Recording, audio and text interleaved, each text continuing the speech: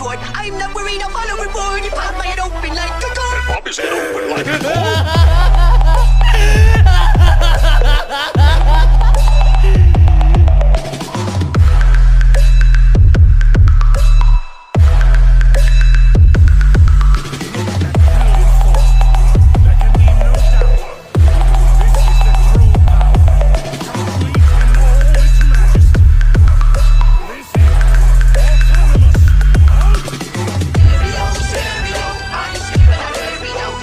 तो वीडियो की स्टार्टिंग एक सजेशन के साथ तुम में से एक ब्रो ने कहा है कि विलन्स को लाओ जैसे कि लूसिफ। तो हाँ, विलन्स तुम्हें फ्यूचर में देखने को मिलेंगे, अभी तक ये सीरीज स्टार्ट ही नहीं हुई है। ठीक है, तो चलो अब मैं तुम्हें इस कमेंट का रिप्लाई करता हूँ। ये जो कमेंट है ये थोड़ा सा सीरियस भी था, तो चलो अब चीज़ों को थोड़ा समझने का ट्राई करते हैं।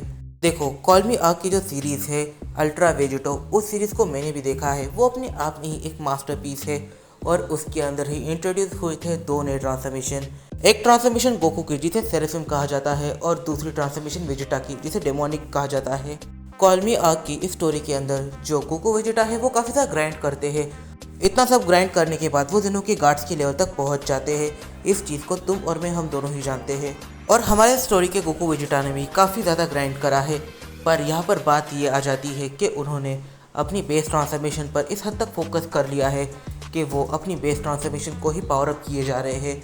उनकी बेस ट्रांसफॉर्मेशन जितनी ज़्यादा पावरफुल होगी, उनकी आने वाली ट्रांसफॉर्मेशन पर उतना इफेक्ट पड़ेगा। पॉइंट पर तुम याद करो उस टाइमिंग को जब गोकू ब्लैक और गोकू ये दोनों पहली बारी भिड़े थे। तब गोकू ब्लैक सीरियसली अपनी बेस ट्रांसफॉर्मेशन के अंदर गोकू के सुपर सैयन 1 को यहाँ पर राइवल कर पा रहा था, उसकी स्ट्रेंथ को मैच कर पा रहा था। तो यहाँ पर एक चीज़ सिंपल सी बात है कि जितना तुम्हारी बेस ट्रांसफॉर्मेशन पावरफुल होगी, उसका इफेक्ट तुम्हारी बाकी ट्रांसफॉर्मेशन पर भी जाएगा। फिर वो सुपर सैयन 1 भी है, फिर वो सुपर सैयन गॉड भी है और सारी ट्रांसफॉर्मेशन है। और इस टाइमलाइन के गोकू ने सीरियसली कई मिलियंस ईयर तक ट्रेनिंग करी है, तो फिर ये यहाँ पर वीक कैसे रहेगा? ये उस सीरीज़ के गोकू से ओवर पावर्ड है। इसके पीछे रीज़न है क्योंकि इसने सीरियसली मिलियन ईयर्स तक ट्रेनिंग करी है। अगला क्वेश्चन के गोहान यहाँ पर ट्रंक्स, इन दोनों के अंदर पावर्स का हमें इतना बड़ा गैप देखने को नहीं मिल रहा है। इसके पीछे क्या रीज़न है? तो इसके पीछे एक ही रीज़न है कि लास्ट एपिसोड के अंदर मैं ट्रंक्स को से सुपर सैयन गॉड ही कह रहा था, पर इसके बाद एक और शब्द था और वो था रेज। तो चलो एक्सप्लेनेशन की तरफ बढ़ते हैं। यहाँ पर जो गोकू है, जब उसने बीरस को फेस किया था तब उसने सुपर सैयन गॉड का पहली बार यूज़ किया था और उस टाइम के अंदर वो सीरियस गॉड था। तब जब उसने बीरस से कहे तो भी पीछा छुड़ाया था, तब सारे ही सेंस के साथ उसने बातें करी थी जो प्लैनेट अर्थ पर मौजूद थे। उनके अंदर ट्रंक्स भी था। यहाँ पर गोकू हर किसी को बताता है कि आखिर सुपर सैयन गॉड में होता क्या है और वो इस ट्रांसफॉर्मेशन को बैटल करके या फिर ट्रेनिंग करके भी अचीव कर सकते हैं। जब ट्रंक्स को ये चीज़ पता चलती है कि सुपर सैयन गॉड को ट्रेनिंग करके भी अचीव किया जा सकता है, तो फिर वो ट्रेनिंग पर लग जाता है। पहले तो वो गोकू से और वेजिटा से काफ़ी सारे टिप्स लेता है कि ट्रेनिंग कैसे करते हैं। फिर वो यहाँ पर गोहान के साथ मिलकर ट्रेनिंग करने के बारे में सोचता है और तब यहाँ पर गोकू हर किसी को बताता है कि आखिर उन्हें क्या करना है। और यहाँ पर जो ट्रंक्स है वो तब से सुपर सैयन गॉड की ट्रेनिंग करना स्टार्ट कर देता है। पहले तो वो सुपर सैयन 2 और सुपर सैयन 3 इन दो ट्रांसफॉर्मेशंस को अचीव करने में कामयाब होता है, बट फिर बाद में वो इन दो ट्रांसफॉर्मेशंस के साथ अपनी रेज को मिक्स करने में कामयाब होता है। और तब ये जो दो ट्रांसफॉर्मेशंस है वो उसकी रेज को हैंडल कर पा रही थी क्योंकि तब ट्रंक्स इतना गुस्सा नहीं होता था। और मिस्टीरियस कैरेक्टर से बैटल के दौरान होता कुछ ऐसा है कि जो उसकी सुपर सैयन 3 है वो भी अब उस रेज को हैंडल नहीं कर सकती थी। उसने एक ट्रांसफॉर्मेशन को अचीव तो किया था बट वो अनलॉक थी और उसके रेज की वजह से यहाँ पर ये जो ट्रांसफॉर्मेशन है जो लॉक थी वो अनलॉक हो जाती है। और जब ये ट्रांसफॉर्मेशन अनलॉक होती है तब जो रेज है वो इसके ऊपर पूरी तरीके से टेक ओवर कर लेती है। और इससे इस पॉइंट पर ट्रंक्स एक टाइम पर तो डिफरेंट पावर्स को यूज़ कर रहा है, एक उसकी रेज ट्रांसफॉर्मेशन और एक उसकी सुपर सैयन गॉड ट्रांसफॉर्मेशन। पर यहाँ पर इसे बेनिफिट भी है और काफ़ी ज़्यादा डिसएडवांटेजेस भी है। तो चलो अब आंसर्स करते हैं रियुगा के क्वेश्चंस का। सबसे पहला क्वेश्चन कि आखिर गोकू वेजिटा ब्रोली इस टाइमलाइन में इतने पावरफुल कैसे हैं? और अगर हम मेन टाइमलाइन की बात करें तो उसके अंदर काफ़ी सारे गॉड्स हैं जो उन्हें सीरियसली काफ़ी ज़्यादा ईजीली डिस्ट्रॉय कर सकते हैं। इस टाइमलाइन में गोकू वेजिटा ब्रोली ये तीनों कोई सिंपल सैयन नहीं है, वो असल में म्यूटेंट्स है। इन तीनों का जन्म ही ऐसी पावर्स के साथ हुआ है जो कोई सैयन इमेजिन भी नहीं कर सकता। गोकू MUI के साथ जन्मा है, वेजिटा अल्ट्रा ईगो के साथ जन्मा है और ब्रोली लेजेंडरी CN के साथ जन्मा है। जब मैंने पहली बार इस स्टोरी के ट्रू क्रिएटर से बात करी थी तब मैंने उससे इसका सवाल पूछा था और उसने आंसर कुछ ऐसा दिया था कि अगर हीरो ही स्ट्रांग होगा तो फिर विलन भी काफ़ी ज़्यादा स्ट्रांग आएंगे। और इस चीज़ से मैं ये समझ गया था कि इस सीरीज़ में काफ़ी सारी ऐसी चीज़ें होने वाली है जो कोई भी नहीं समझ पाएगा, क्योंकि ये सीरीज़ डे 1 से ही कॉम्प्लेक्स थी। तो गाइस, इस क्वेश्चन का आंसर करना ये इतना भी आसान नहीं है, क्योंकि जो गोकू ब्लैक वाला आर्क था, पता नहीं उस आर्क के अंदर ऐसा क्या ही था कि इस सीरीज़ के ट्रू क्रिएटर ने ये कह दिया था कि इस आर्क को हम कभी और कंटिन्यू करेंगे, अभी सीधा एक अलग ही आर्क को स्टार्ट कर दिया जाए। अगला क्वेश्चन ये है कि आखिर गोकू वेजिटा ब्रोली है कहाँ पर, और आखिर मरनो के साथ कुछ 2 लोग भी उठे थे, आखिर वो कहाँ पर है। तो अगर मैं तुम्हें इस चीज़ का रिप्लाई करूँ तो मैं उन 2 कैरेक्टर्स के बारे में नहीं कह सकता, पर मैं ये कह सकता हूँ कि गोकू वेजिटा ब्रोली इस पॉइंट पर उन कैरेक्टर्स के ही पास है। इस पॉइंट पर राइटर ने काफ़ी सारी चीज़ों का आंसर ये किया है कि काफ़ी सारी चीज़ें फ्यूचर में रिवील होगी, और इस क्वेश्चन का भी आंसर तुम्हें फ्यूचर में ही देखने को मिलेगा।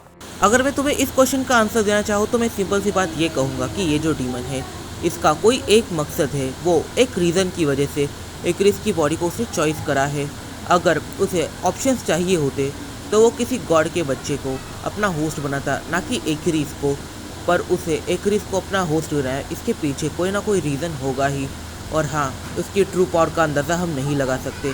मे बी वो किसी सुप्रीम गॉड के लेवल पर हो या फिर किसी कॉस्मिक गॉड की लेवल पर हो। इस राइटर ने स्टोरी के बारे में ज़्यादा चीज़ें नहीं बताई है, और उनमें से जो ये डीमन है ये भी एक मिस्ट्री ही है। तो अगला क्वेश्चन ये है कि आखिर यूनिवर्स 7 है कहाँ पर, बारडॉक और किंग वेजिटा जिंदा कैसे है, और क्या कोई प्लैनेट वेजिटा का सिटीजन जिंदा है। तो पहले हम बात कर लेते हैं कि यहाँ पर किंग वेजिटा और बारडॉक के बाद पैरेगस सर्वाइव करने में कामयाब हो गया था। ये चीज़ है, असल में हम लोगों ने स्टैचूज़ के बीच में पैरेगस का भी चेहरा देखा था, पर हुआ ऐसा कि यहाँ पर गोहान और ट्रंक्स ये दोनों पैरेगस को रिकॉग्नाइज नहीं कर पाए थे, इस वजह से हमें ये जानने को नहीं मिला। पर हाँ, पैरेगस सर्वाइव करने में कामयाब हो गया था। और रही बात यहाँ पर कि यूनिवर्स 7 की टीम कहाँ पर है, तो हमने इस चीज़ के बारे में ये सुना था कि वो मिस्टीरियस कैरेक्टर यूनिवर्स 6, 7 और सारे यूनिवर्सेस की टीम को एकदम से एक लैब में टेलीपोर्ट करता है, और वो जो लैब है वो मे बी सेकेंड रेल्म के अंदर बनी हुई है। तो हाँ, वो सब सेकेंड रेल्म में हो सकते हैं। अगला क्वेश्चन ये है कि गोकू ब्लैक की टाइम रिंग कहाँ पर है। तो गोकू ब्लैक ने यहाँ पर टाइम रिंग को घुमा दिया है। तुम बिल्कुल सही सुन रहे हो। अब गोकू ब्लैक के पास टाइम रिंग नहीं है, उसने उसे कहीं पर घुमा दिया है। पर हाँ, उससे पहले कुछ ऐसे इवेंट्स हुए थे जिस इवेंट्स की वजह से जो गोकू ब्लैक है वो काफ़ी ज़्यादा शॉक था, परेशान था।